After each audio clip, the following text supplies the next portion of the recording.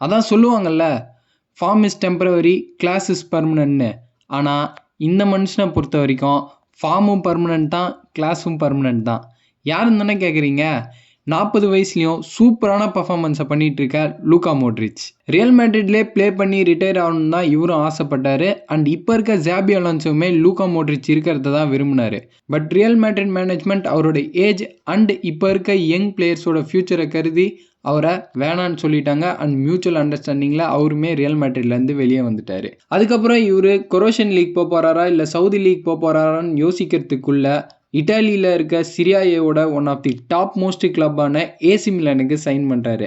அங்கே போனதுக்கு அப்புறமே இவர் ஸ்லோ டவுன் ஆகிறதுக்கான எந்த ஒரு அறிகுறியுமே இல்லை, சூப்பராக ப்ளே பண்ணிட்டு இருக்காரு. இந்த சீசனில் ஏசி மிலான் அண்ட் சிரியாயிலே மோஸ்ட் மினிட்ஸ் பிளேடு பிளேயர் யாருன்னு கேட்டிங்கன்னா லூகா மோட்ரிச் தான். கிட்டத்தட்ட 1325 நிமிஷம் ப்ளே பண்ணியிருக்காரு. அண்ட் ஏசி மிலான் இப்போ லீக் டைட்டிலுக்கான ரேஸில் இருக்காங்கன்னா அதுக்கு ஒரு முக்கியமான காரணம் லூகா மோட்ரிச் மட்டும்தான்.